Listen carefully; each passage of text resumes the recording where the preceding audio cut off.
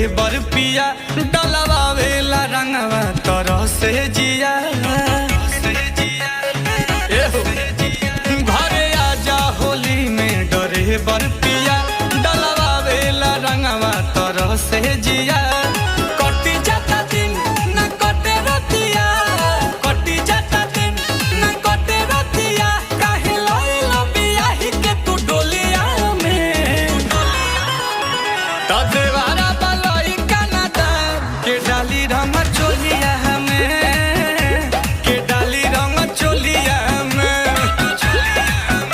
और देवारा बलई कनादा के डाली रंग चोलिया हमें के डाली रंग चोलिया में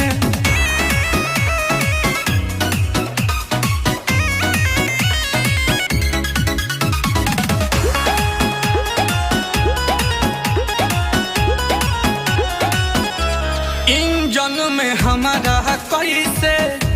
तेल पानी परी ठीक से फिनिशिंग सारा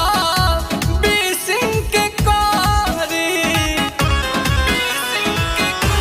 इंजन में हमारा कैसे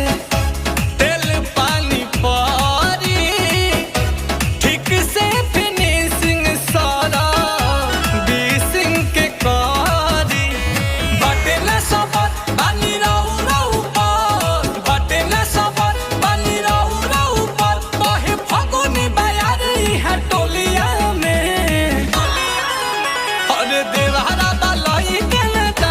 के डाली रंग चोलिया हमें के डाली रंग चोलिया में और देवारा बलई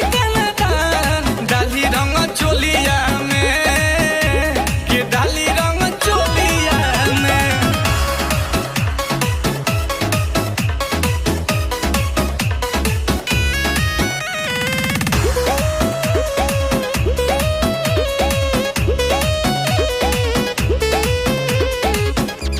नील कमल हाँ कहता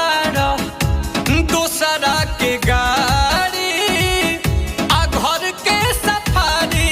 हवा होता कबाड़ी छोटू साजन हाँ कह